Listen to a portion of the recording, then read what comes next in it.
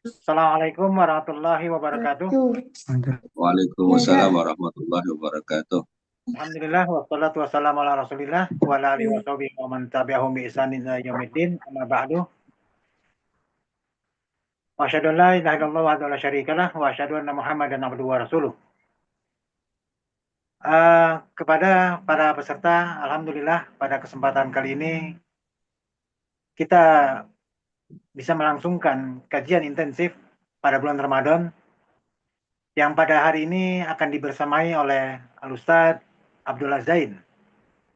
Dan beliau alhamdulillah telah ada di antara kita. Dan sebelumnya mari kita coba kita sapa beliau kepada Al Ustadz. Assalamualaikum warahmatullahi wabarakatuh.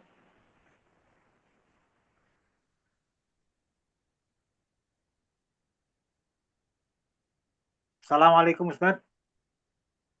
Waalaikumsalam. Mohon maaf, ini masih ada kendala audio di studio kami. Bisa ditunda Oh, sebentar, Ge? oh iya. Ya, masih ada kendala audio di sini sebentar. Sedang diperbaiki dulu.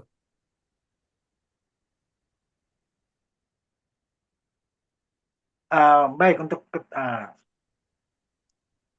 sambil menunggu mungkin kepada peserta sekalian telah mengetahui tata tertib dalam mengikuti kajian ini yang sudah disampaikan di grup peserta dan barangkali untuk melihatnya dipersilakan secara redaksi teksnya, tetapi untuk tidak ada salahnya untuk dikembali diulang secara ringkas bahwa tata tertib hari ini yang diberlakukan dan harus ditaati oleh masing-masing kita adalah bahwa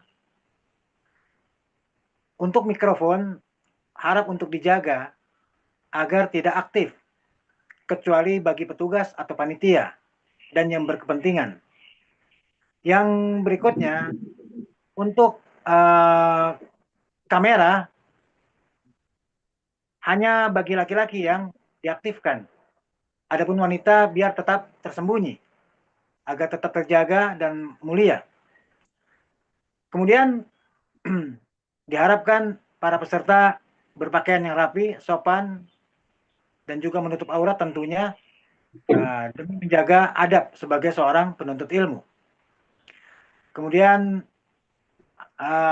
biasakan untuk kita mempunyai catatan agar mengambil faedah-faedah dari ilmu yang Ustadz Abdullah disampaikan. Zain sudah siap, insya Allah. Ya, kepada Ustadz kami ucapkan ahlan wa sahlan. Assalamualaikum warahmatullahi wabarakatuh.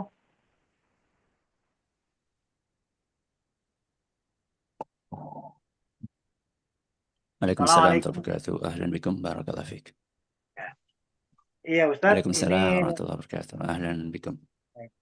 uh, sehat Ustadz ya? Oh, delay. Alhamdulillah, Baik, baik. ya untuk kali ini kita bersama untuk mendengarkan kajian dari Ustadz yang bertemakan kiat menjaga akidah di tengah gelombang fitnah dan subhat. Dan insya Allah tema ini akan sangat berarti bagi kita yang hidup di akhir zaman. Dan kepada peserta, kita ingin sampaikan yang berikutnya adalah susunan acara, di mana susunan acara terdiri dari 4 bagian. Yang pertama adalah pembukaan, sebagaimana yang telah disampaikan tadi. Kemudian akan ada sambutan dari pembina kami, Pondok Pesantren Tunanetra Indonesia Mengaji, online, Tunanetra Indonesia Mengaji. Dan juga selanjutnya akan ada pemberian materi oleh Al Ustadz dan kemudian nanti baru ada sesi tanya jawab yang kemudian dilanjutkan dengan kesimpulan atau penutup.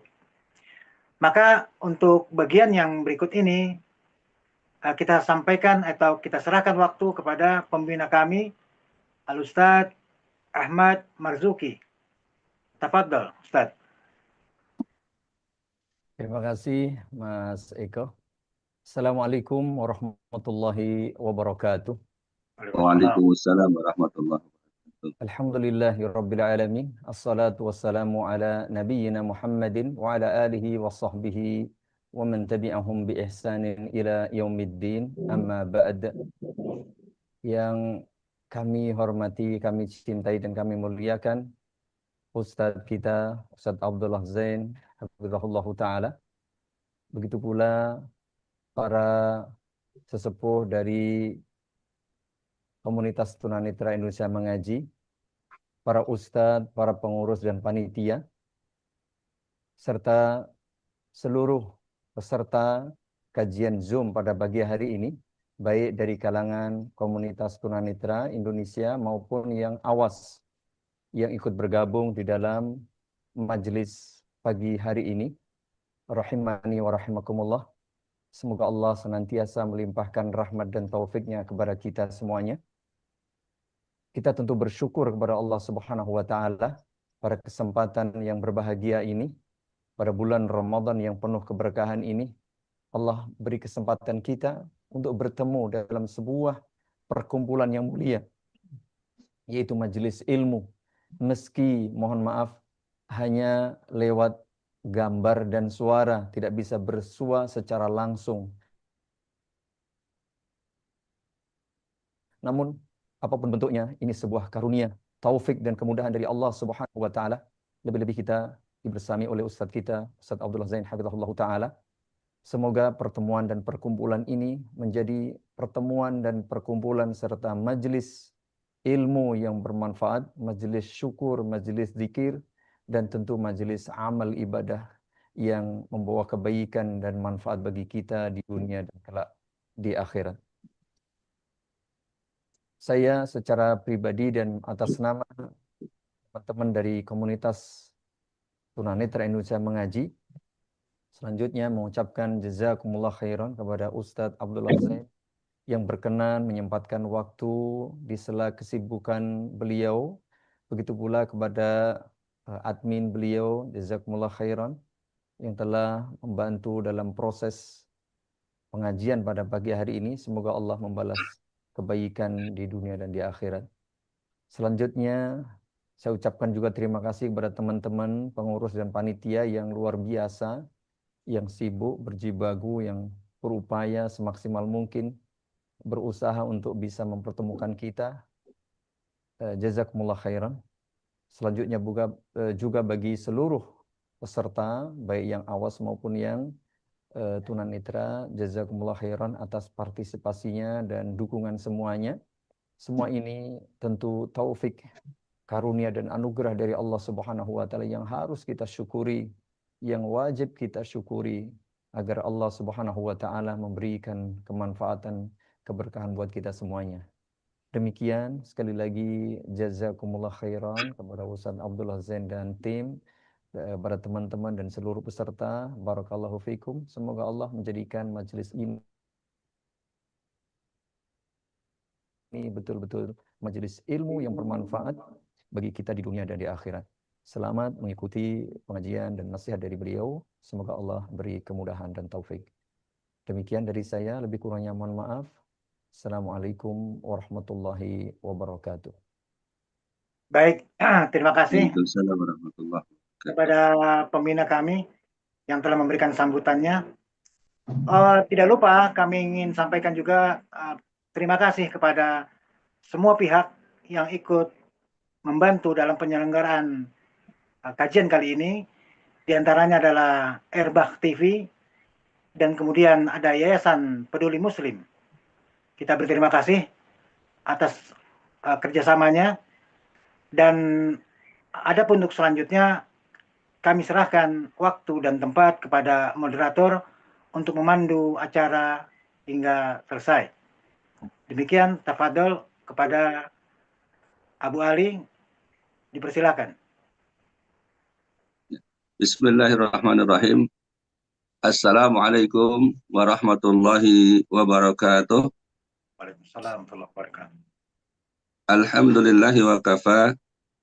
Wassalatu wassalamu ala Rasulillahil Mustafa wa ala alihi wa ashabihi wa man ittaba'il huda. Asyhadu an la ilaha illallah wahdah la syarikalah wa asyhadu anna Muhammadan abduhu wa rasuluhu la nabiyya wa rasulah ba'da. Amma ba'd, Matiin mikrofon. yang kami hormati dan kami muliakan Ustaduna Al-Fadilatul Ustadz Abdul Hasan MA, Tik, tik. yang kami hormati para pembina Ponpes Online Tunanetra Indonesia Mengaji, salah satunya adalah beliau Ustadz Ahmad MZ,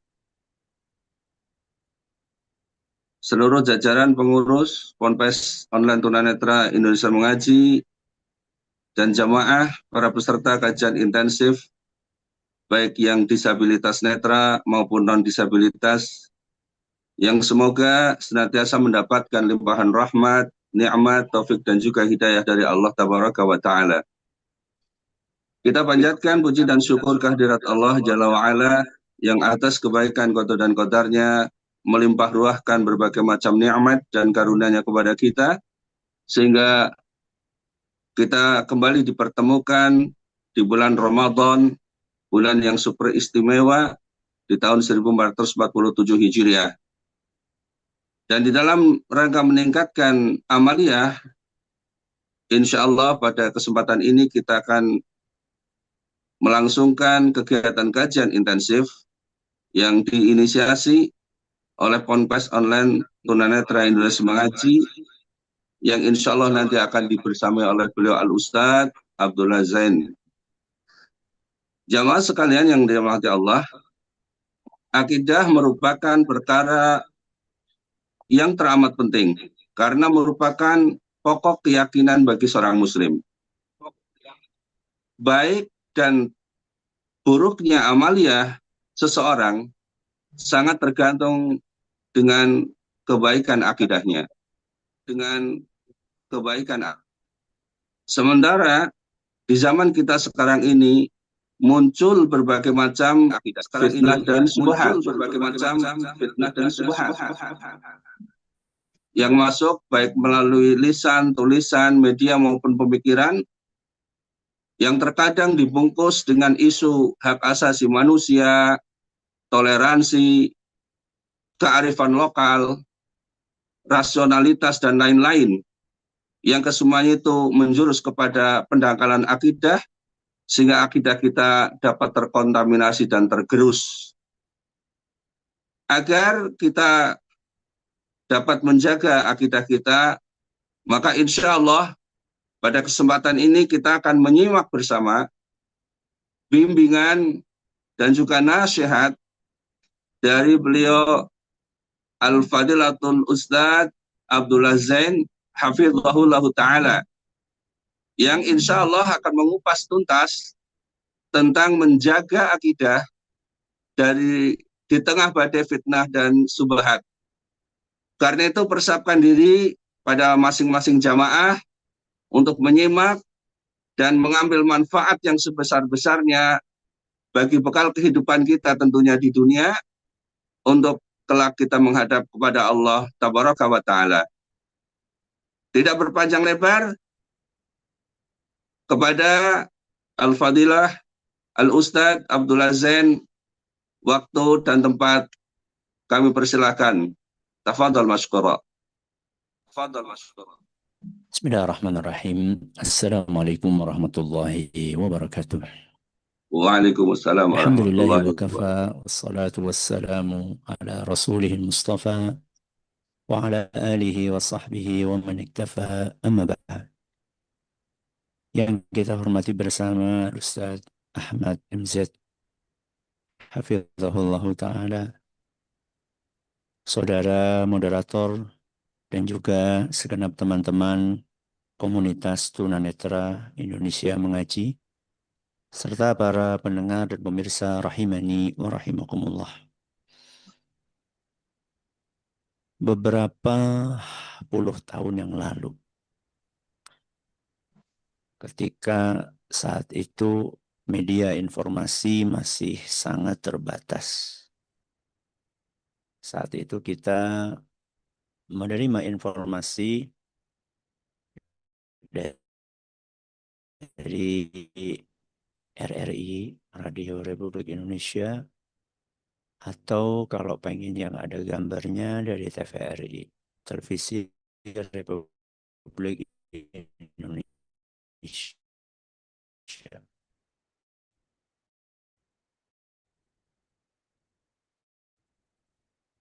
Salah satu yang menjadi favorit banyak orang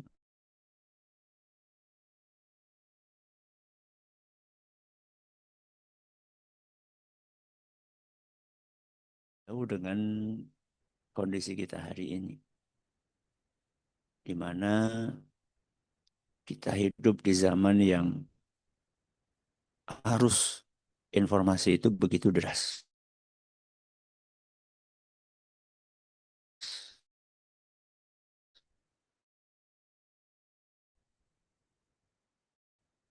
Setiap hari pikiran dan terima macam ide, opini juga keyakinan. Sebagian dari yang ada itu benar. Namun tidak sedikit yang keliru bahkan menyesatkan. Kalau dahulu kesesatan itu hanya ada di ruang-ruang yang terbatas. Hari ini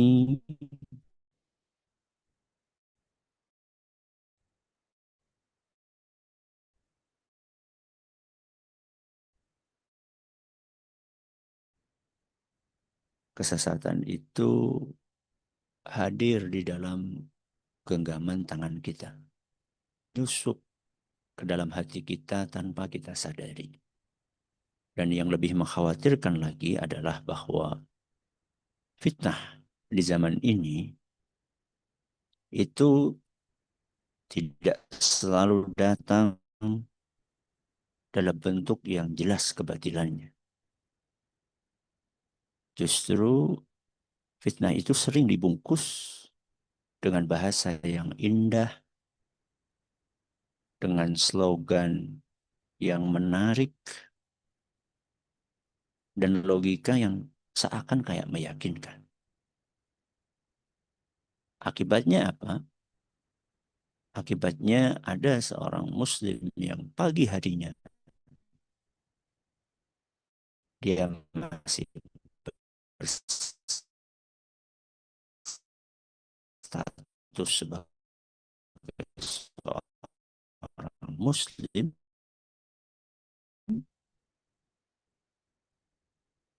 dan di sore harinya dia mulai tahu-tahu ajaran agamanya. Terjadilah apa yang disampaikan oleh Nabi kita Muhammad sallallahu alaihi wasallam sejak 14 abad yang lalu. Badiru bil a'mali fitanan kaqita'il lailil mudlim. Bersegeralah untuk beramal sebelum datang fitnah bagaikan potongan malam gelap yang berlipat-lipat. Nabi SAW mewanti-wanti kita untuk yang dimaksud dengan fitnah-fitnah tersebut. Saking banyak dan menyesatkan fitnah itu sampai Nabi SAW mengumpamakan kaqita'il lailil mudlim, seperti malam yang berlipat-lipat, berlapis-lapis kegelapannya. Sampai mungkin tangan kita pun gak kelihatan. Saking gelapnya. Orang tidak lagi bisa membedakan mana kebenaran, mana kesesatan. Apa akibatnya? Kata Nabi SAW, yusbihur rajulu mu'minan wa yumsi kafiran. Akibatnya ada orang yang pagi harinya masih mukmin, masih meyakini tentang adanya Allah, Dan ternyata di sore hari yang sama, dia akan kafir, mengingkari keberadaan Allah Subhanahu wa Ta'ala. Atau sebaliknya, au yumsi mu'minan wa yusbihu kafiran. Atau di sore harinya dia masih mukmin, masih mengimani ajaran Islam, masih meyakini ajaran Rasulullah sallallahu alaihi wasallam, wa yusbihu kafiran. Dan di pagi harinya dia telah kafir, tidak lagi meyakini ajaran Islam, tidak lagi meyakini ajaran yang dibawa oleh Rasulullah SAW. Kenapa itu bisa terjadi? Kenapa itu bisa terjadi? Kata beliau sallallahu alaihi wasallam, yabi'u dinahu bi'aradin minad dunya. Karena orang tersebut telah menjual agamanya dengan harta dunia, dengan keuntungan dunia. Hadis riwayat Muslim. Berarti orang-orang ini tergiur dengan iming-iming dunia yang sifatnya fana. Yang paling-paling hanya dinikmati seumur hidup, bahkan mungkin belum sampai mati, dunia itu udah habis. Ya, ditawari berapa sih? Katakanlah dia ditawari 1 M untuk meninggalkan keyakinannya. Dia dibayar oleh orang-orang kafir 1 M. Banyak. Habis. Nggak lama habis. Bahkan belum dia mati, belum sempat dia mati, udah habis duluan. As'alullah salamul-afiyah. Jadi, menjaga akidah di zaman kita ini bukan lagi menjadi sebuah pilihan, tapi menjadi sebuah keharusan dan kewajiban. Dia menjadi sebuah kebutuhan yang sangat mendesak. Kenapa? Karena akidah itu adalah fondasi dari keselamatan kita. Di dunia dan di akhirat. Kalau akidahnya benar, akidahnya selamat, wajar. Tapi kebalikannya, apabila akidah kita rusak, maka sangat besar kemungkinan seluruh amal yang kita kerjakan gak ada nilainya. Mari kita kembali kepada kalimat fitnah. Jadi Nabi SAW mewanti-wanti kita dari fitnah. Apa yang dimaksud dengan fitnah dalam konteks kajian kita hari ini? Jadi fitnah itu kalau kita dengar obrolan keseharian kita, fitnah itu biasanya dalam percakapan kita itu digunakan untuk istilah menuduh tanpa bukti. Kamu jangan fitnah saya nggak melakukan. Jadi kata fitnah ini di dalam percakapan kita lebih banyak digunakan untuk makna itu. Tapi kalau kita kembalikan kepada hadis yang tadi kami sampaikan, maka fitnah itu maknanya lebih umum. Jadi bukan sekedar tuduhan tanpa bukti. Tapi fitnah itu berarti ujian, cobaan, godaan yang berat, yang bisa mengguncang keimanan seseorang. Saya ulangi, fitnah itu adalah ujian yang berat, yang bisa mengguncang keimanan seseorang. Nah, fitnah ini secara garis besar terbagi menjadi dua. Fitnah yang dimaksud tadi secara garis besar bisa terbagi menjadi dua. Yang pertama adalah fitnah syubhat. Dan ini yang nanti kita akan bahas lebih lanjut dalam tema menjaga akidah di tengah badai syubhat. Dan yang kedua adalah fitnah syahwat. Ya, fitnah syahwat. Mari kita bahas terlebih dahulu perbedaan antara dua fitnah ini. Jadi yang pertama adalah fitnah syubhat dan yang kedua fitnah syahwat. Apa itu fitnah syubhat? Fitnah syubhat itu adalah penyimpangan dalam pemahaman. Penyimpangan dalam pemahaman. Yaitu memahami dalil tidak sebagaimana mestinya. Memahami dalil tidak sebagaimana mestinya. Jadi dia tidak menolak dalil. Tapi pemahamannya keliru di dalam memahami dalil. Ya. Ini yang namanya syubhat. Dan fitnah syubhat ini bisa merusak cara kita berpikir. Bisa menyesatkan keyakinan. Dan biasanya produk yang dihasilkan dari syubhat itu adalah bid'ah.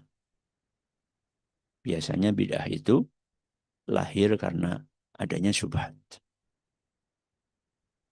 Nah, syubhat ini berbahaya banget. Kenapa sangat berbahaya? Karena dia menyerang akal. Karena dia menyerang tuh, maka amalannya pun juga akan bisa runtuh.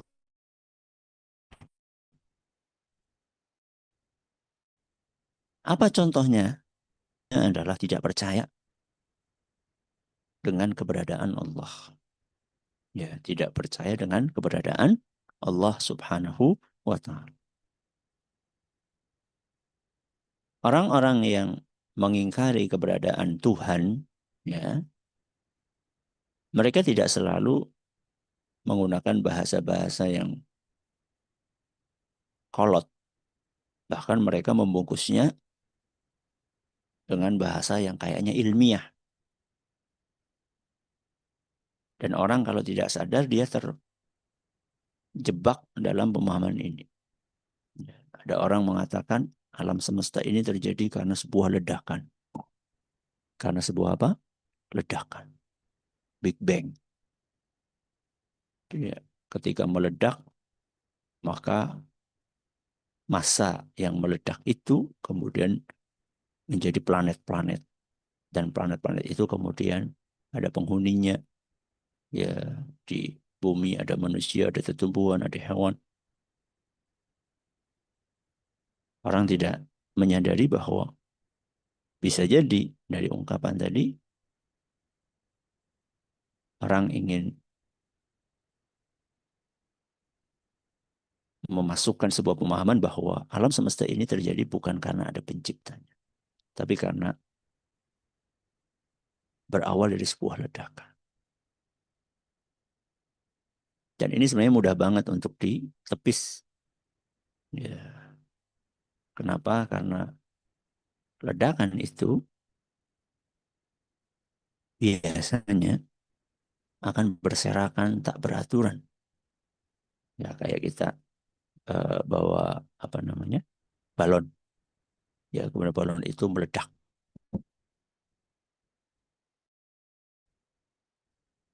Maka serpihannya itu akan berantakan.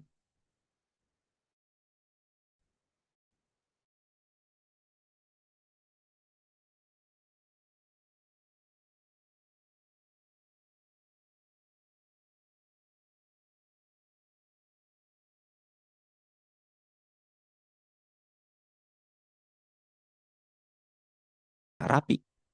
Nah, pertanyaan semesta itu berjalan dengan sangat presis. Itu geser 1 mili aja, itu bisa terjadi benturan ledakan yang mengerikan efeknya. Jadi itu berjalan dengan begitu presisi. Matahari terbit dari barat, terbit dari timur, tenggelam di barat, dan itu sudah berjalan ribuan tahun.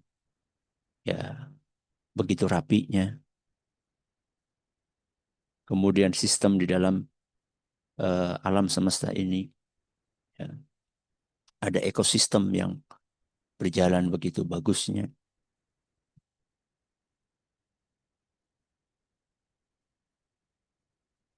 Ada hama, ada burung memakan hama, ya. Ada tikus dimakan oleh ular. Jadi ekosistem ini berjalan dengan begitu baik. Dan itu nggak mungkin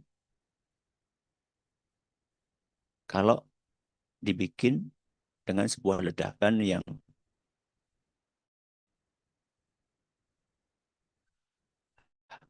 biasanya hasilnya itu kacau balau.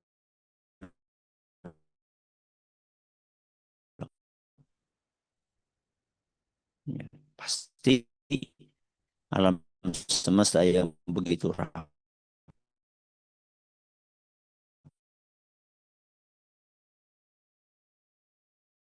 sistemnya ini ada yang menciptakannya.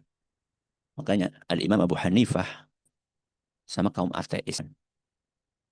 Maka beliau pun, Imam Abu Hanifah, mengawali perdebatan itu dengan sebuah pertanyaan retoris. Apa kata beliau? Ada sebuah perang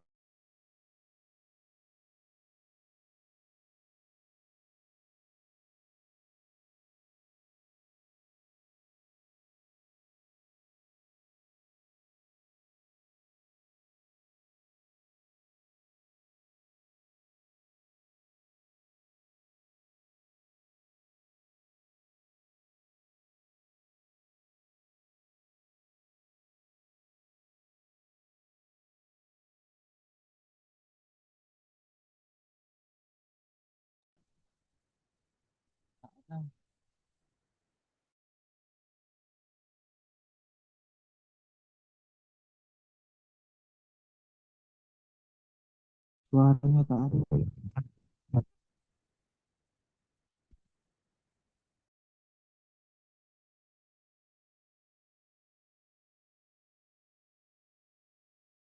lalu barang-barang itu juga diturunkan sendiri tanpa ada orang yang menurun. Percayakah kamu, kata Imam Abu Hanifah kepada si tahu itu? Maka si ateis pun dengan tangkas dia mengatakan mustahil. Mustahil. Ada perahu tanpa pengemudi. Apapun mengatakan, besar mana perahu dengan alam semesta? Besar mana perahu dengan alam semesta? Kalau seandainya perahu itu tidak mungkin berlayar tanpa pengemudi, bagaimana Anda bisa meyakini bahwa alam semesta ini ada dan berjalan tanpa ada sang pencipta dan pengaturnya? Sungguh alangkah tidak masuk akalnya pemahaman kalian ini. Ini contoh syubhat tidak percaya dengan keberadaan Allah. Syubhat yang kedua contohnya apa? Menganggap bahwa semua agama itu sama. Sama-sama benar. Ya, semua agama itu benar. Syubhat ini sering kali dipromosikan dengan dalih toleransi atau dengan dalih inklusivitas. Jadi kita harus inklusif, kita harus tolerir. Ya. Padahal dalam agama kita itu toleransi artinya adalah hidup berdampingan dengan damai. Hidup berdampingan dengan damai. Itulah toleransi.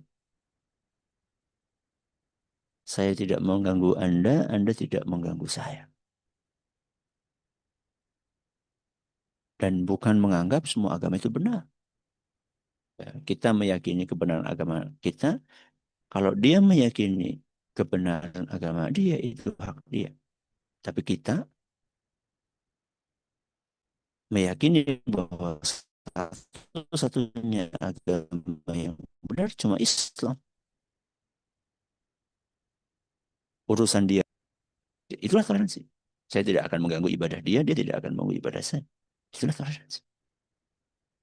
Kata Allah Subhanahu wa taala dalam surat Ali Imran ayat 19, "Inna ad-dina 'indallahil Islam."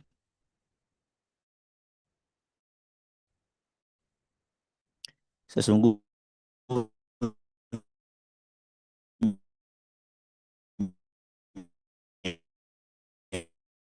agama di sisi Allah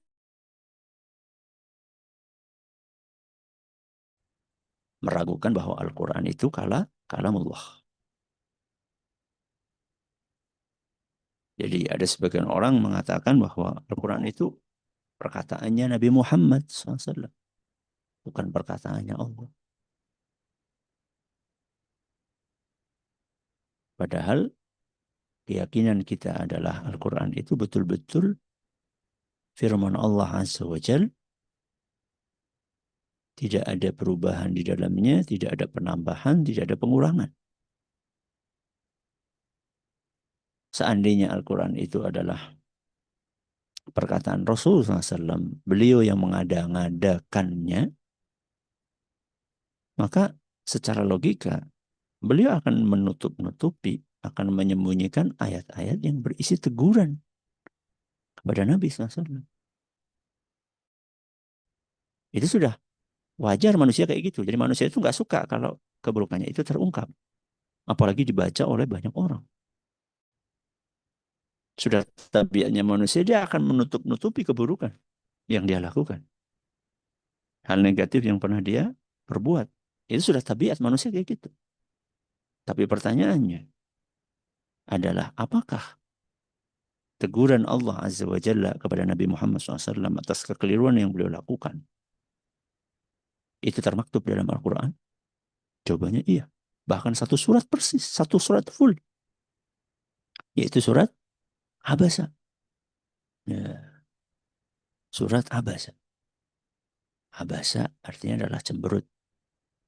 Itu adalah berisikan satu surat teguran buat Nabi kita Muhammad SAW. Dan itu ternyata oleh beliau SAW tetap disampaikan kepada umatnya. Gak ditutup-tutupin.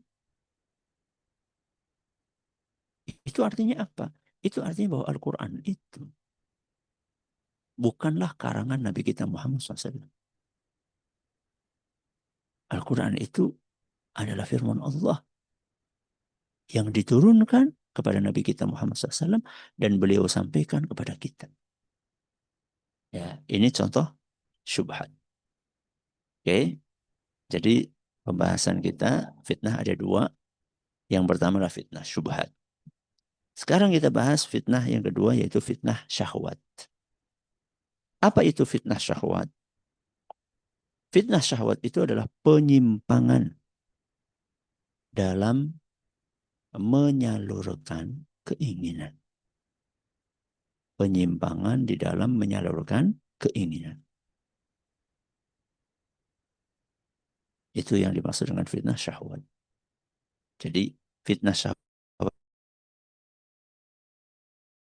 itu bukan sekedar menyalurkan syahwat, tidak. Tapi penyimpangan dalam menyalurkan syahwat. Saya akan jelaskan nanti. Tapi kita pahami dulu bahwa syahwat itu tidak selalu tercela. Kita, manusia, oleh Allah diciptakan punya syahwat. Dan pasti itu ada hikmahnya. Tidak mungkin Allah Azza wa Jalla menciptakan sesuatu, menakdirkan sesuatu tanpa hikmah. Itu tidak mungkin. Nah, ketika manusia oleh Allah Subhanahu wa Ta'ala dilahirkan memiliki syahwat, itu ada hikmahnya. Hikmahnya sangat besar. Untuk apa? Untuk kelangsungan hidup manusia. Contoh syahwat makan. Gimana kita akan enak makan kalau nggak pakai nafsu. Ya, nafsu makan. Ya. Supaya apa? Kita makan supaya tetap hidup. Syahwat makan. Syahwat hubungan biologis. Itu ada dalam diri kita.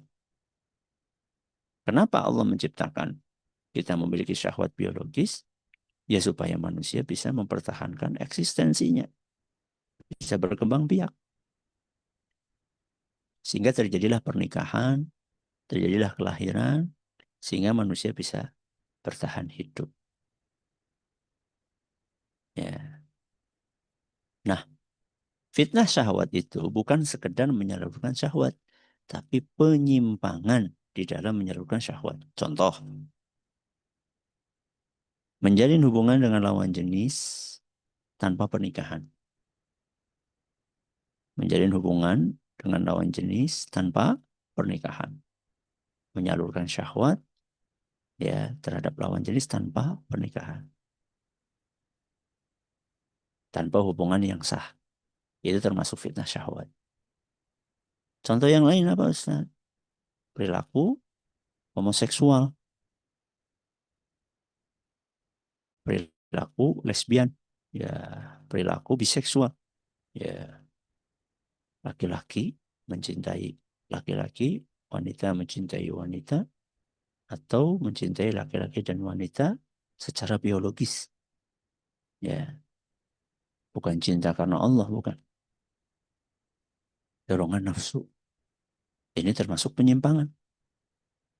Kenapa? Karena Allah Subhanahu wa taala menyampaikan dalam Al-Qur'an surat An-Najm ayat 45. Surat An-Najm ayat 45. Wa annahu khalaqaz zawjainil dzakara wal untha. Dan sungguh Allah Azza wa Jalla menciptakan laki-laki dan perempuan zaujaini berpasangan. Jadi manusia itu kodratnya laki-laki berpasangan dengan perempuan, perempuan berpasangan dengan laki-laki. Berarti ketika itu dilanggar, maka itu sebuah penyimpangan. Dan itu masuk fitnah syahwat. Apalagi Ustaz contoh fitnah syahwat? Pacaran. Ya, budaya pacaran yang dinormalisasi. Nah, orang-orang yang terkena fitnah syahwat ini harus dinasehati, ya, diberikan bimbingan, nggak boleh dibiarin, ya, apalagi dipromokan, nggak boleh. Ya. Ada orang menyimpang orientasi seksualnya kok dipromokan, diterima, dilakukan tur keliling Indonesia. Ini apa ini? Sebuah penyimpangan malah dipromosikan. Nauzubillahi min dzalik. Jadi jangan ada pembiaran. Harusnya orang yang menyimpang itu diberikan bimbingan, diberikan arahan, dijelaskan apa dampak buruknya di dunia dan di akhirat. Bukan dibiarin sehingga dia sengsara di dunia dan di akhirat. Ya. Oke. Ini adalah pembagian fitnah menjadi dua. Yang pertama adalah syubhat, yang kedua syahwat. Nah, fokus kita itu kan bagaimana supaya kita tangguh dalam menghadapi fitnah syubhat. Itu fokus kita. Sehingga kita tidak akan membahas tema tentang fitnah syahwat dengan lebih lanjut. Bagaimana caranya supaya kita tangguh dalam menghadapi fitnah syubhat?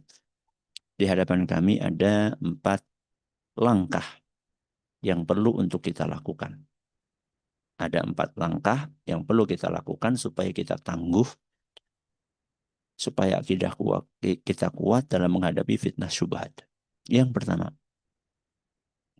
langkah yang pertama adalah mendalami ilmu agama. Mendalami ilmu agama. Kenapa? Karena ilmu agama itu adalah fondasi.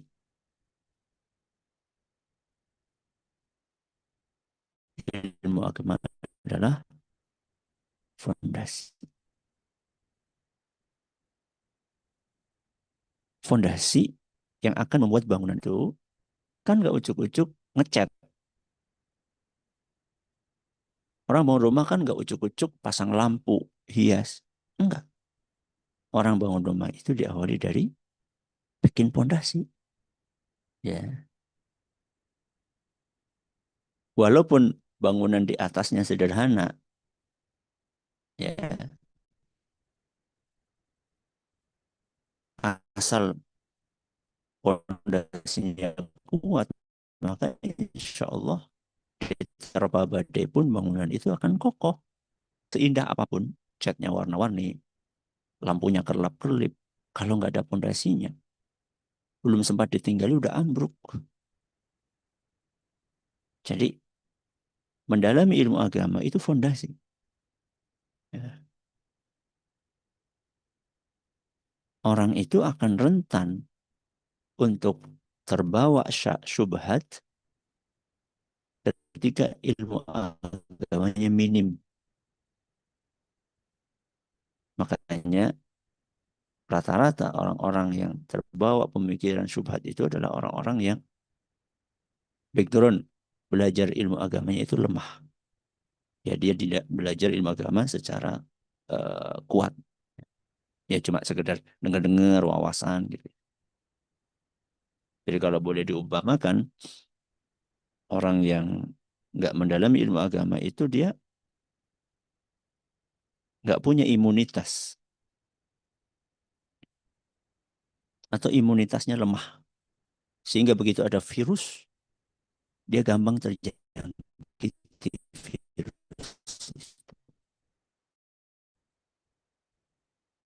Kira-kira seperti itu perumpamaan.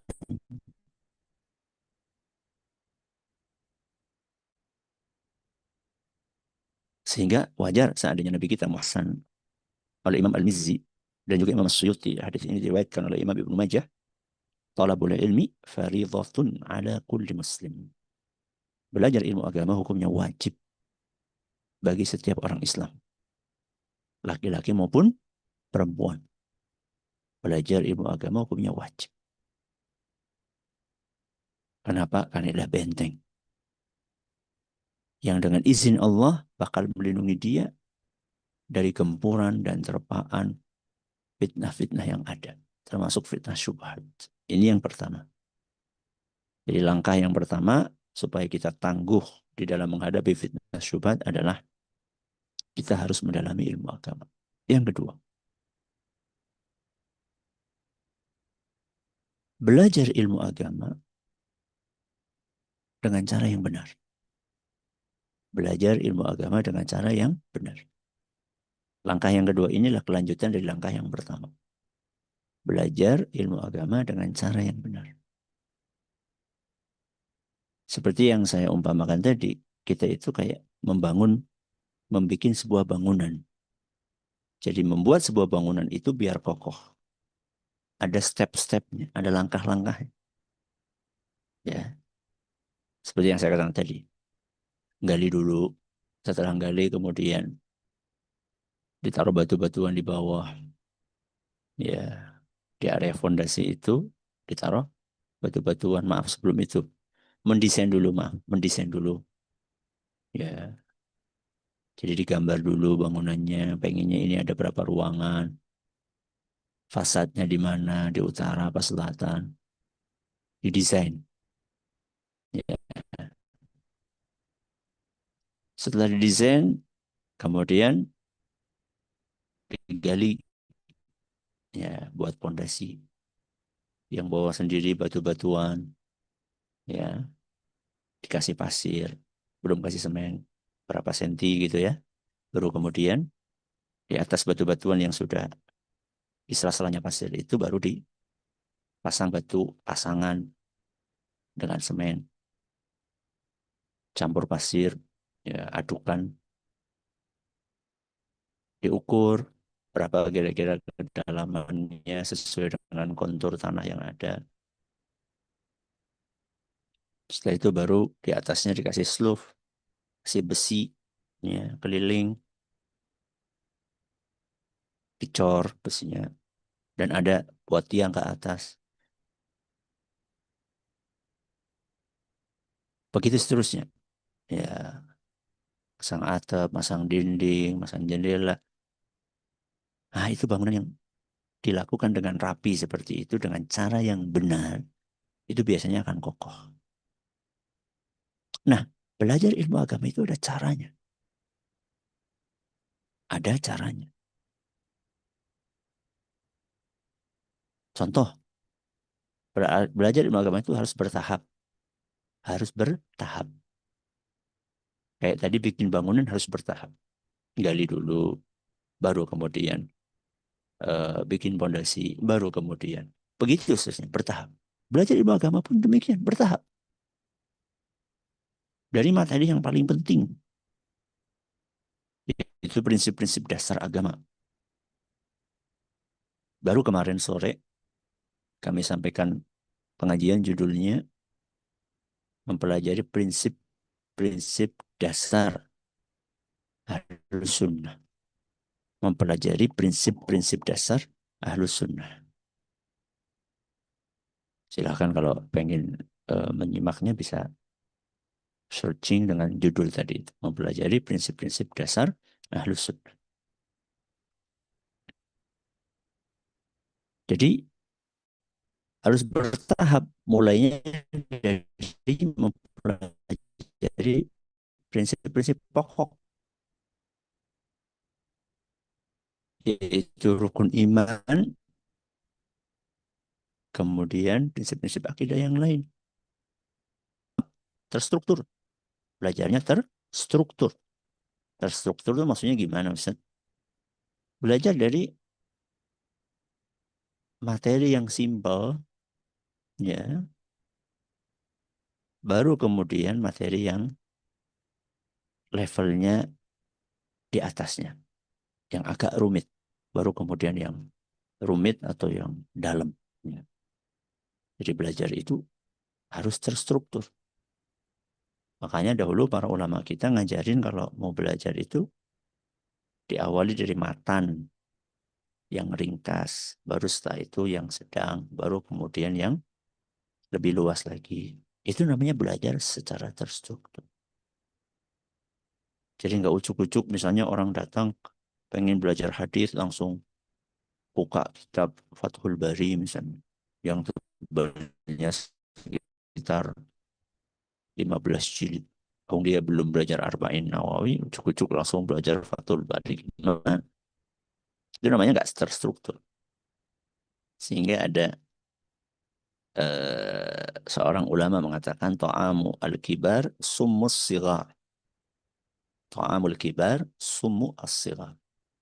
Makanan orang dewasa itu buat bayi adalah racun. Makanan orang dewasa buat bayi adalah racun. Maksudnya gimana, Ustadz? Bakso itu makanan orang dewasa atau bayi dewasa. Rawon itu makanan siapa? Orang dewasa. Itu kalau dikasih makan bayi baru lahir gimana? Bayi baru lahir dikasih pentol bakso. Keselak. Na'udzubillah min dzalik. Bahkan bisa meninggal. Jadi yang masalah itu bukan makanannya. Yang masalah kenapa makanan buat orang dewasa dikasihkan sama bayi. Ya begitulah ilmu kira-kira. Ilmu itu levelnya itu ada yang buat pemula, ada yang buat menengah, ada yang buat lanjutan. Jadi orang pemula baru awal hijrah, baru awal ngaji langsung dikasih ilmu yang berat-berat. KO deh. Keracunan. Ya. Jadi kalau dulu ada orang mengatakan, jangan mondok, nanti mbok stres. Jangan mondok, nanti mbok stres. Itu contohnya itu, si fulan itu pulang dari mondok, malah ketawa-ketawa sendiri. Kabupaten ilmu katanya. Keberatan ilmu. Jadi yang jadi masalah itu bukan mondoknya, yang jadi masalah mungkin dia ketika di pondok baru masuk langsung mengikuti pelajaran yang level tinggi. Mungkin ya. Akhirnya nggak kuat, dia stres. Nggak kuatnya itu karena memang belum saatnya. Ya, terstruktur. Jadi belajar yang benar itu terstruktur. Kemudian ngaji yang benar itu, belajar yang benar itu di bawah bimbingan guru. Di bawah bimbingan guru. Jadi harus ada mentornya. Supaya apa? Supaya mudah belajarnya. Supaya mudah. Dan kalau ada hal-hal yang nggak paham, bisa langsung ditanyain. Itu bagusnya belajar pakai guru. Makanya para sahabat dahulu belajar agama di bawah bimbingan siapa? Rasul SAW. Ada gurunya. Para tabi'in mereka belajar di bawah bimbingan siapa? Para sahabat. Atba'ut tabi'in belajarnya dari siapa? Dari tabi'in. Ya. Begitu ya tradisi keilmuan dalam agama kita. Harus di bawah bimbingan guru. Oke. Kita ulangi ya. Langkah yang pertama agar kita tangguh menghadapi fitnah syubhat adalah satu, mendalami ilmu agama. Yang kedua, belajar agama dengan cara yang benar. Yang ketiga, agar kita tangguh menghadapi fitnah syubhat adalah selektif dalam berteman. Selektif dalam berteman.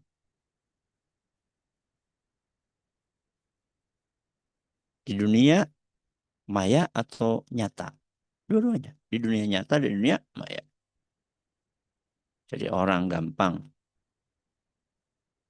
terbawa arus fitnah syubhat itu seringkali gara-gara pergaulan bebas. Pergaulan bebas itu tidak hanya identik dengan syahwat, termasuk juga syubhat. Semuanya didengerin. Ya, semuanya didengerin. Enggak selektif sama sekali. Pokoknya asal ada postingan, asal ada cuplikan video, ya, asal ada konten, langsung didengerin. Enggak, jangan. Ya, maaf.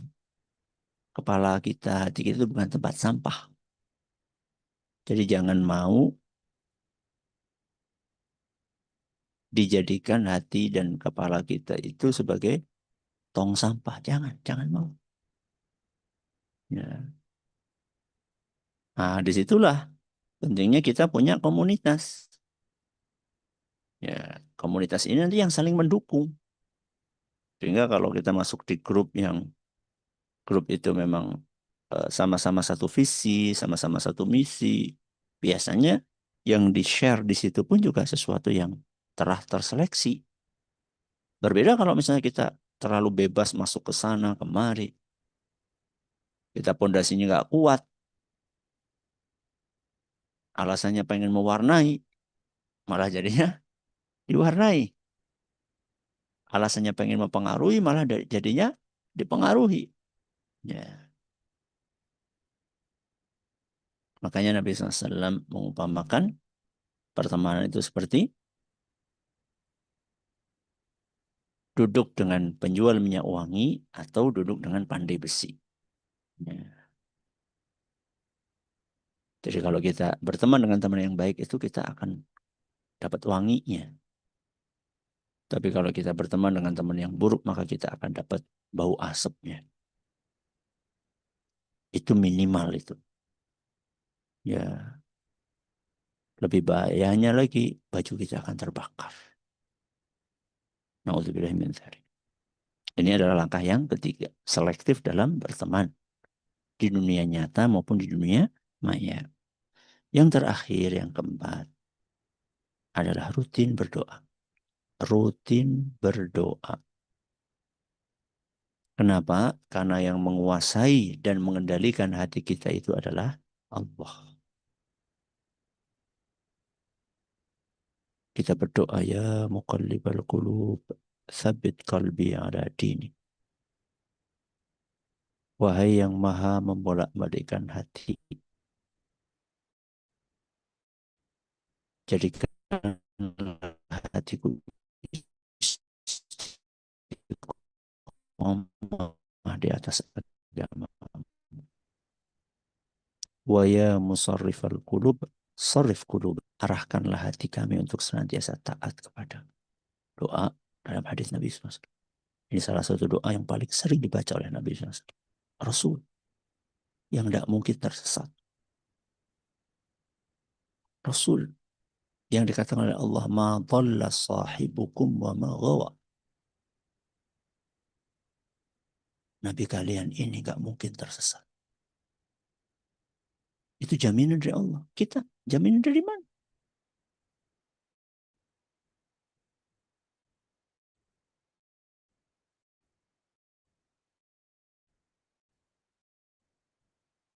Kita ini ada jaminan. Makanya kalau Nabi SAW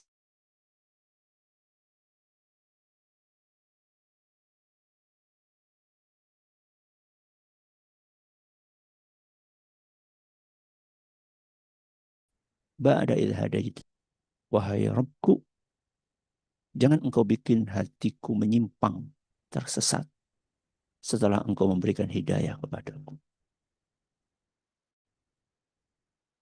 Jadi kita dikasih hidayah ini gak tersesat, gak menyimpang. Wahab lana min ladunka rahmah, innaka antal wahhab. Dan curahkanlah kepada kami rahmatmu, sesungguhnya engkau adalah maha pemberi karunia. Ini adalah yang keempat. Kita ulangi ya. Yang pertama mendalami ilmu agama. Yang kedua belajar agama dengan cara yang benar. Yang ketiga selektif dalam berteman. Dan yang keempat rutin berdoa. Semoga Allah Azza wa Jalla melindungi kita semua dari derasnya fitnah, syubhat, dan syahwat, hingga kita menghadap kepada Allah dan Allah meridhoi kita lalu memasukkan kita ke surganya. Ini yang bisa kami sampaikan. Semoga bermanfaat. Wassallallahu ala nabiyyina Muhammadin wa ala alihi wa sahbihi wasallam.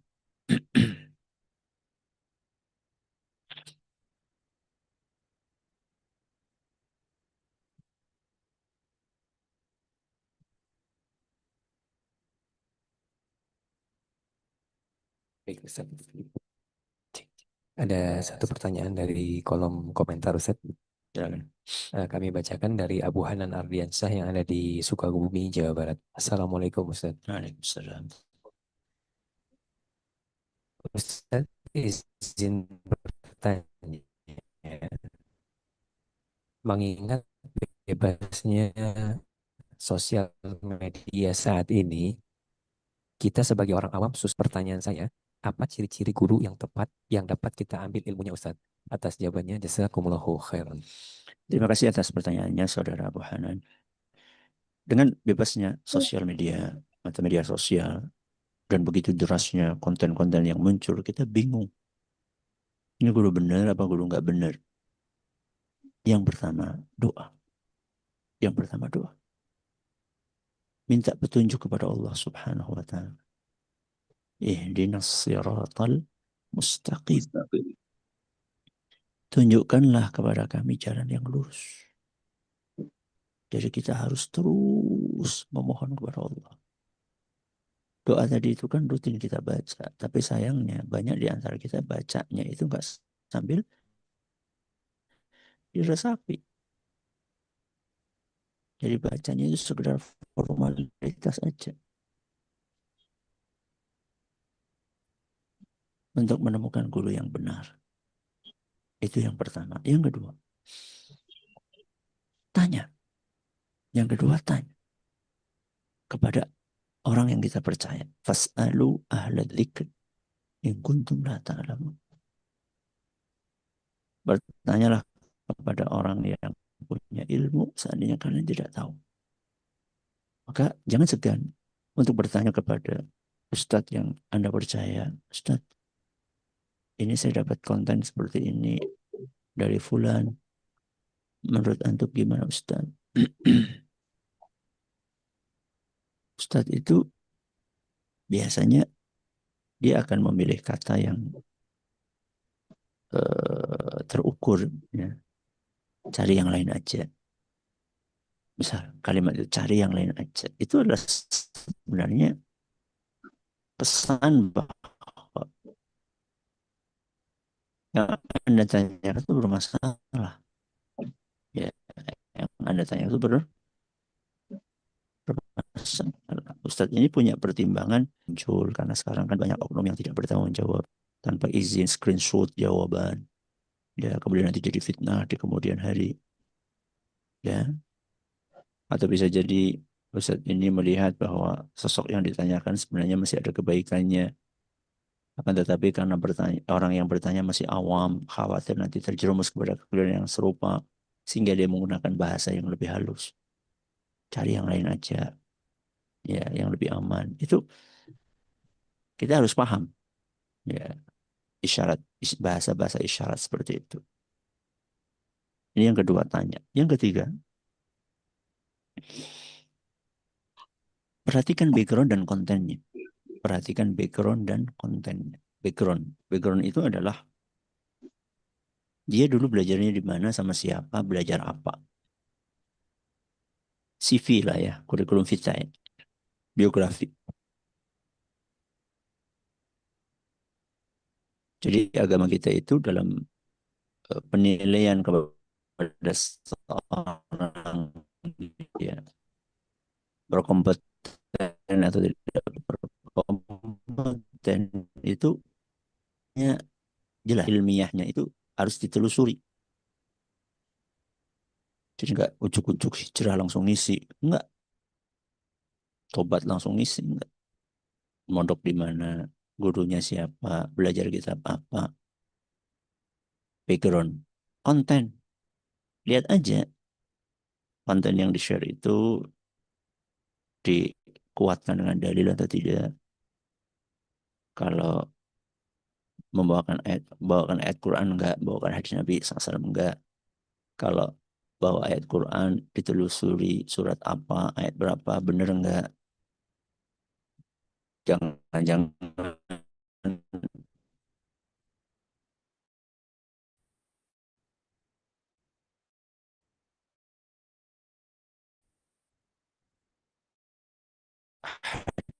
di atau bukan bukan ayat dikatakan ayat, dan itu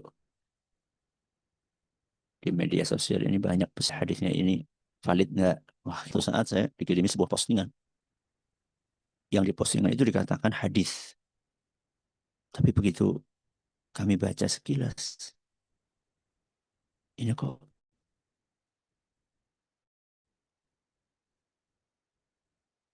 kayak bukan hadis, tapi ditulis di situ hadis riwayat Bukhari. Di postingan itu ditulisnya hadis riwayat Bukhari. Setelah kami teliti, kami telusuri, ternyata itu hadis palsu. Disebutkan oleh Imam Ibn Jauzi dalam kitab beliau, Kitabul Mawdu'at. Buku yang memuat hadis-hadis palsu. Bayangin. Ada orang bohong. Naudzubillah min dzalik. Ya. Hadis palsu dikatakan dari Bukhari. Itu kalau buat orang awam bisa termakan itu. Makanya tanya kepada ahli. Ya. Baik, terima kasih Ustaz Jazakumullah khairan. Untuk peserta Zoom yang punya pertanyaan bisa raise hand-nya atau mengajukan lewat kolom komentar. Kami bacakan pertanyaan berikutnya dari saudara Andri Irawan dari Palangkaraya, Ustaz. Assalamualaikum warahmatullahi wabarakatuh. Waalaikumsalam. Ustadz, saya Halo, terkadang halo, suka halo. muncul Sebentar, pikiran Pak yang Host. Halo, aneh-aneh atau ragu soal iman ketika sedang sendirian. Overthinking soal akidah, Ustadz. Apakah itu hal halo, yang halo. wajar? Dan sejauh mana kita diperbolehkan menggunakan Mati lah, logika untuk Udah nyala. mempertanyakan hal-hal akidah tanpa terjerumus ke dalam badai syubhat yang membahayakan iman. Kemudian, apakah ada doa atau cara supaya hati kita tidak gampang goyah ketika mendengar pendapat yang membingungkan, Ustaz? Jazakumullah khairan. Terima kasih Saudara Andri Irawan atas pertanyaannya. Pertama, Kami mengapresiasi saudara atas pertanyaan ini. Kemudian juga mengapresiasi atas perasaan gelisah yang Anda alami. Kenapa? Karena itu tandanya kita masih punya keimanan. Jadi kalau kita itu merasa gelisah dengan hal-hal negatif yang kita alami, itu tandanya kita masih punya iman. Kalau sampai level kita nggak merasakan kegelisahan atas keburukan yang kita lakukan, itu alarm bahaya. Alarm bahaya. Kemudian, gimana supaya kita bisa membentengi dari pikiran-pikiran yang enggak? Kaidahnya adalah satu, gunakan untuk kebaikan sehingga tidak ada kesempatan untuk keburukan. Gunakan untuk kebaikan sehingga tidak ada kesempatan untuk keburukan. An-nafsu illam tushghilha bit-ta'ah ashghalatka bil ma'siyah. Diri kita ini kalau nggak disibukkan dengan ketaatan, maka dia akan menggoda kita untuk melakukan maksiat. Jadi pikiran kita itu harusnya dipenuhi dengan kebaikan, sehingga nggak ada ruang untuk keburukan. Mata pun demikian, telinga pun demikian, lisan pun demikian. Itu kuncinya. Sibukkan dengan kebaikan sehingga tidak ada celah untuk keburukan. Yang kedua, Anda bertanya tentang logika. Boleh nggak kita menggunakan logika? Tergantung. Logika itu mendukung dalil nakli atau justru malah bertolak belakang dengan dalil nakli. Dalil nakli itu Al-Quran dan hadis. Jadi Allah Azza wa Jalla memberikan kepada kita akal untuk menguatkan ya apa yang disebutkan dalam Al-Quran dan hadis Nabi SAW. Untuk memahami apa yang disebutkan dalam Al-Quran dan hadis Nabi SAW. Jadi bukan untuk menolak.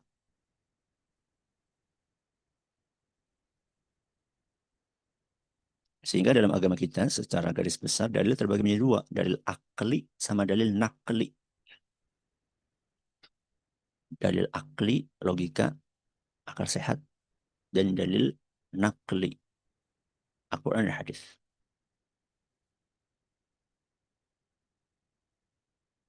Dan itu tidak akan bertolak belakang. Makanya Syekhul Islam Ibnu Taimiyah punya buku judulnya Dar'u Ta'arudil Aqli wa Naqli. Membantah orang yang mengatakan bahwa dalil nakli dan akli itu saling bertentangan. Jadi Syekhul Islam mengatakan tidak mungkin. Kecuali apa? Kalau dalil naklinya nggak sahih. Atau dalil aklinya muncul dari akal yang tidak sehat. Saat itulah terlihat kontradiktif. Doa apa yang bisa melindungi kita? Tadi doa-doa yang saya sampaikan tadi antara lain. Ya muqallibal qulub, ya musarrifal qulub, Rabbana la tuzigh qulubana. Semoga Allah melindungi kita dari segala keburukan. Baik, terima kasih Ustaz. Jazakumullah khairan.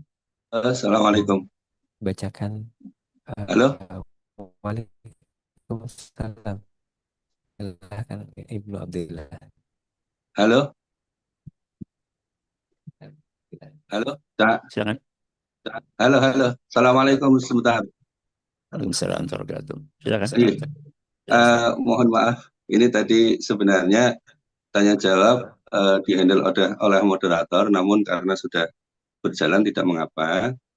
Kemudian untuk selanjutnya adalah pertanyaan yang dari teman-teman disabilitas netra.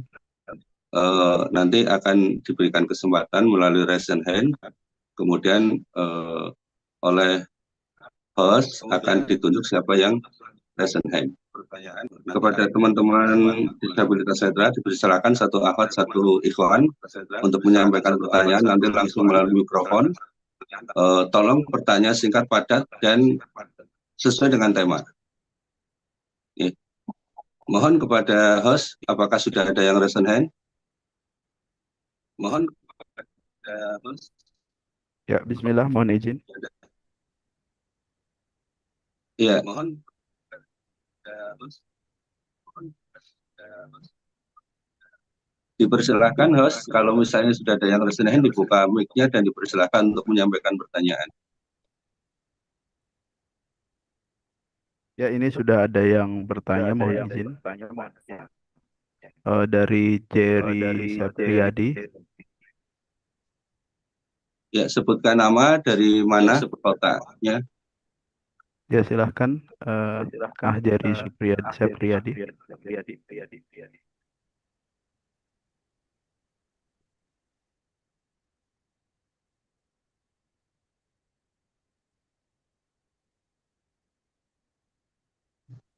Halo, belum aku. Halo, assalamualaikum. Waalaikumsalam. Waalaikumsalam warahmatullahi wabarakatuh. Oh ya, kirain saya tadi belum aktif audionya. Ya. Oh, assalamualaikum warahmatullahi wabarakatuh, Pak Ustadz. Silakan.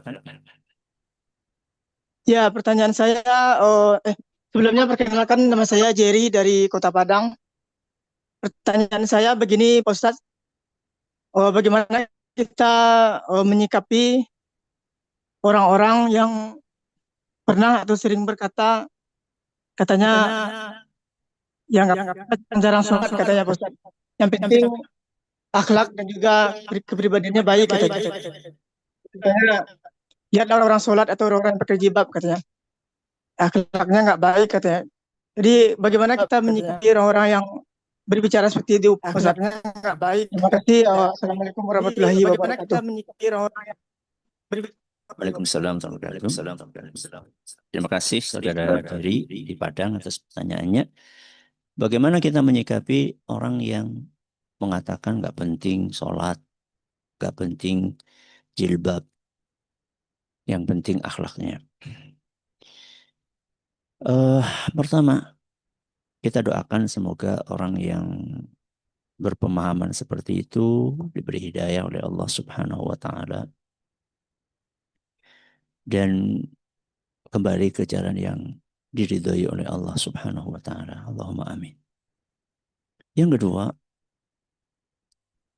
orang yang seperti itu perlu kita berikan pengetahuan, ya, perlu kita berikan nasihat bahwa akhlak yang mulia itu adalah bagian dari ajaran Islam. Begitu pula salat dan jilbab bagian dari ajaran Islam. Dua-duanya sama-sama penting. Berjilbab dan salat itu penting, berakhlak mulia juga penting. Dan dua-duanya sama-sama mendatangkan pahala. Tidak boleh kita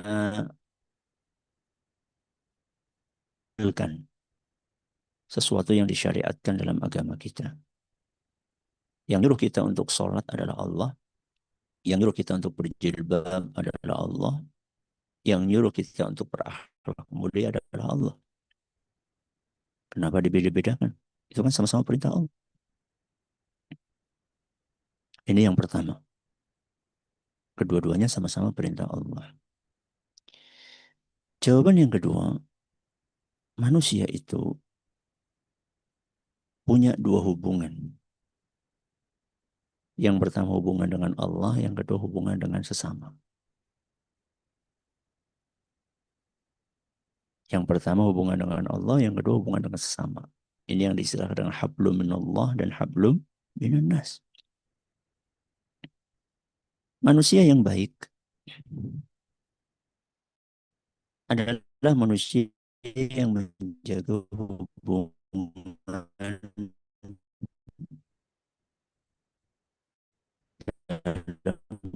dua dimensi tadi. Tidak timpang, hanya memperhatikan hablum minallah atau hanya memperhatikan hablum minan nas. Manusia yang baik adalah yang menjaga dua hubungan tersebut. Kita sholat menjaga hubungan kita sama Allah Azza wa Jalla. Wanita berjilbab karena menjalankan perintah Allah. Dan dia berakhlak mulia untuk menjaga hubungan dengan sesamanya. Itulah yang ideal. Itulah yang ideal. Yang ketiga, kalau kita disuruh berbuat baik sama manusia, kenapa kita tidak berbuat baik dalam hubungan kita dengan Allah? Bukankah kebaikan yang Allah berikan kepada kita lebih besar dari kebaikan yang diberikan oleh tetangga kita kepada kita? Saya tanya kepada orang-orang yang menyuarakan pemahaman yang tidak benar tadi. Teman kantor Anda, tetangga Anda, teman main Anda yang Anda sikapi dengan akhlak mulia, itu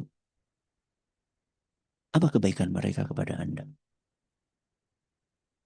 Ustadz sering raktir, satu. Ustadz mereka ramah, dua.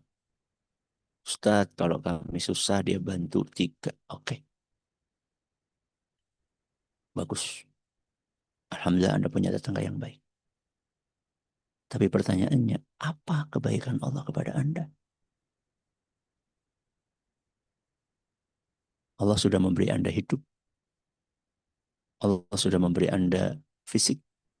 Allah sudah memberi Anda rizki. Allah sudah memberi Anda keluarga. Allah sudah memberi Anda rumah, tempat tinggal, kendaraan.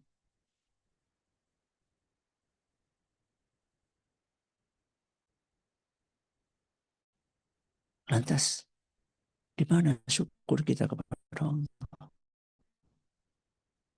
Kebaikannya tidak sebanding dengan kebaikan Allah kepada kita. Kenapa kita tidak bisa berbuat baik kepada Allah dalam hubungan kita dengan Allah? Senyum yang diberikan tetangga Anda kepada Anda sebanding dengan mata yang Allah berikan kepada Anda. Bagaimana kita akan melihat senyuman tetangga kita kalau kita nggak punya mata? Keramahan bicara teman kantor Anda sebanding dengan telinga yang Allah berikan kepada kita. Seramah apapun omongan teman kantor kita, kalau kita nggak bisa dengar, kita nggak bisa menikmati keramahan itu. Kesantunan tutur kata itu. Jadi jangan timpang. Jangan timpang. Ya Ustaz, tapi kan kenyataannya ada orang yang itu fenomena yang memprihatinkan. Tapi kenapa Anda tidak katakan ada juga orang yang rajin sholat dan tutur katanya halus? Yang adil dong. Emang semua orang yang sholat perilakunya buruk? Emang semua yang berjilbab omongannya kasar? Kita harus objektif. Itu oknum 1, 2, 3. Bukankah juga banyak orang yang rajin sholat dan sopan santunnya bagus? Orang yang berjilbab dan tutur katanya halus, bukankah itu juga banyak? Kenapa Anda hanya melihat saya menyikapi sobat tadi? Oke, silakan. Ada lagi? Ya, terima kasih Ustaz. Jawabannya mudah-mudahan ahli Jeffrey yang di Padang bisa memahami apa yang dijawab Ustaz. Kita berikan kesempatan untuk Ahwat lewat mikrofon. Tolong untuk host bisa memilihkan salah satu Ahwat yang raise hand.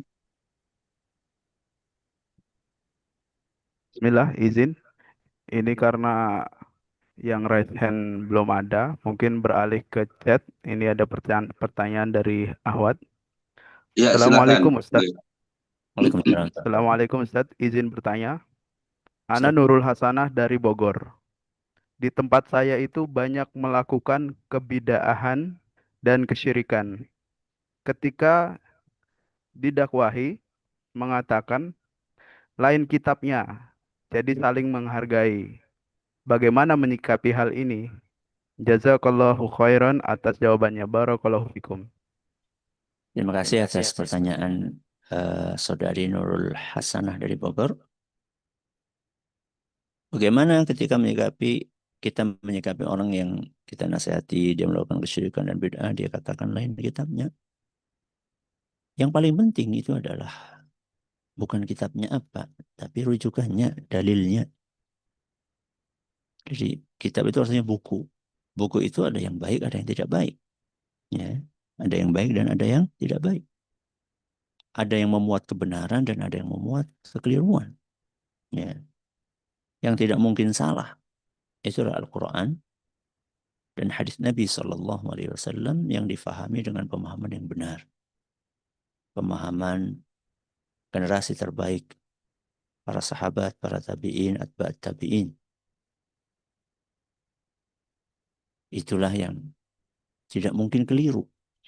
Itulah yang tidak mungkin keliru. Jadi Anda kuatkan diri Anda bahwa yang penting itu bukan kitabnya apa, tapi landasan dalilnya apa.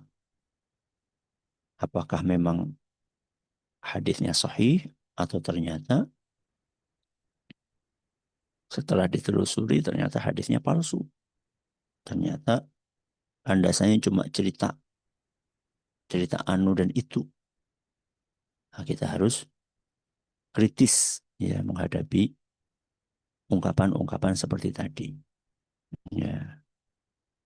Adapun kalimat saling menghormati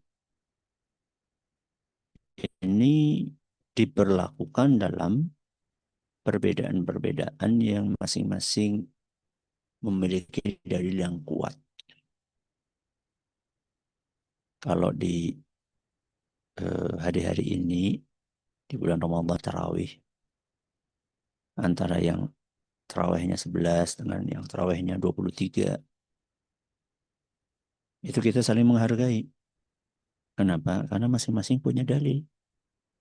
Dalilnya sama-sama kuat. Yang mengatakan 11 dalilnya kuat, mengatakan 23 dalilnya kuat. Nah, dalam ranah yang seperti inilah kita aplikasikan kalimat saling menghargai. Ya. Kemudian saya nasihatkan juga kepada Anda, fokuslah untuk mendakwahi dengan akhlak mulia.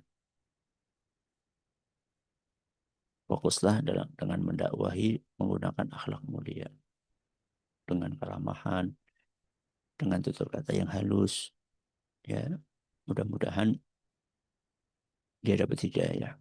Dan doakan supaya orang-orang tersebut dapat hidayah. Di antara doa yang diajarkan oleh Nabi SAW, Allahumma yassiril hudali. Ya Allah, mudahkanlah hidayah untukku. Dan tambahkan siapa namanya atau penduduk kampung saya, li ahli qaryati misalnya. Ya Allah, mudahkanlah hidayah untukku dan penduduk kampungku misalnya. Semoga bermanfaat. Saya kira cukup ya sampai di sini pertemuan kita pada kesempatan kali ini. Terima kasih sekali sudah diberi kesempatan untuk belajar bersama. Semoga ilmu yang kita pelajari bermanfaat bagi kita semuanya. Bisa kita amalkan, bisa mendekatkan diri kita kepada Allah Subhanahu wa Ta'ala. Wallahu ta'ala a'la wa a'lam. Subhanakallah wa bihamdika asyhadu an la ilaha illa anta astaghfiruka wa atubu ilaik. Assalamualaikum warahmatullahi wabarakatuh. Jazakumullah khairan jazaa Ustaz. Dan jamaah sekalian, itulah tausiah bimbingan nasihat yang diberikan oleh Al-Ustaz Abdul Hasan. Mudah-mudahan kita bisa mengambil hikmah dan manfaatnya sebesar-besarnya. Dan kami mengharapkan kepada beliau Ustaz Abdul Hasan bahwa pertemuan kita ini bukan yang pertama dan yang terakhir. Artinya kami mengharapkan juga pada suatu saat nanti bimbing kami, beri nasihat kami. Dan juga kami nitip kepada Al-Ustadz di Purbalingga sana juga ada komunitas tunanetra, ada Ikatan Tunanetra Muslim Indonesia. Ya, kebetulan Ana juga asli orang Purbalingga ini, Ustadz. Ya, jadi titip dengan teman-teman yang di sana, bimbing agar mereka dalam kegelapan akan tetapi cahaya hati mereka tetap terang benderang untuk menerima kebenaran.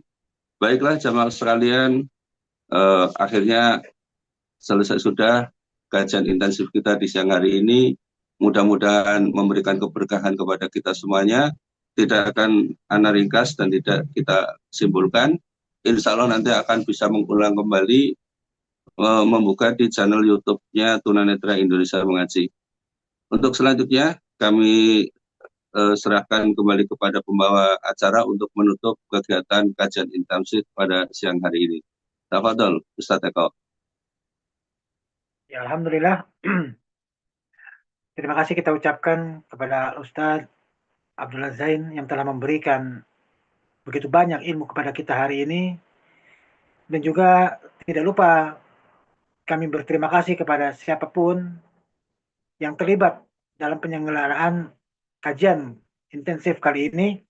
Semoga Allah Subhanahu wa taala memberikan kebaikan yang berlimpah, memberikan keberkahan kepada kita semua di bulan Ramadan, dan tetap semangat menyelesaikan Ramadan hingga akhir, dan semoga Allah Subhanahu wa taala senantiasa memberikan perlindungan dan istiqomah kepada kita semua.